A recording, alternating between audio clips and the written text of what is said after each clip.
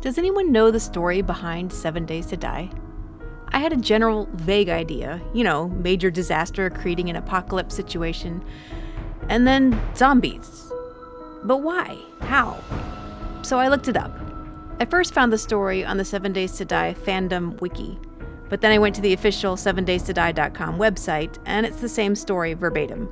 It reads, "In the near future, the Third World War leaves the Earth in ruins, but the worst was yet to come. In the year 2013, nuclear attacks have decimated the Earth, and the remaining population is infected by an unknown virus.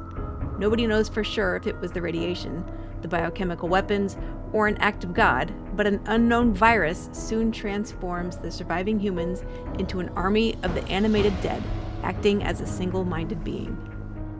Okay, so war equals apocalypse. Makes sense. But then it says the survivors are infected by an unknown virus.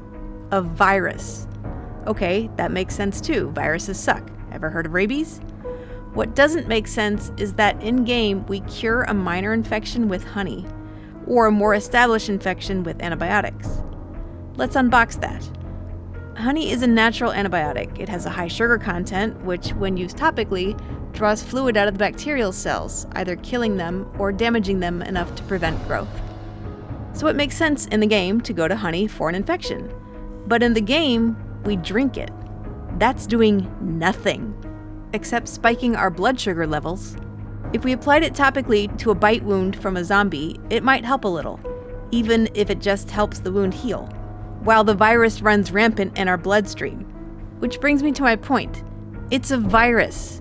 Antibiotics cure bacterial infections, not viral infections. Antibiotics are for general wounds or a sinus infection, things caused by bacteria. Antibiotics kill bacteria or slow their growth enough so your immune system can finish them off. Antibiotics don't kill viruses. For a virus, like the flu, herpes, chickenpox, you take an antiviral. Antivirals prevent the virus from replicating. So the antibiotics you get from Trader Jen are helpful to treat your minor wounds, but they're certainly not going to cure your zombie infection. Finally, the question that isn't answered is, why am I, as the player, the only one left besides Recht, Jen, Bob, Hugh, Joel, and anyone else I may have missed?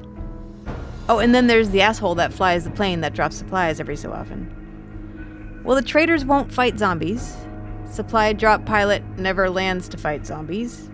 I'm the only one fighting zombies, so screw it. I'm gonna go get infected and turn into a zombie. I won't have to worry about food and water. I'll immediately have all the friends in the world. And since I was the only one fighting zombies, there's no one left to worry about. Easy living. Or dying. But there's another thing I should try. Allowing myself to turn. I've never actually turned. I don't know what happens when my infection gets maxed out. I think the most infected I've become is about 30%, but I don't remember. That was a long time ago. I've always played the survivor and sought out honey or antibiotics right away. So I don't know if you ever do become a zombie.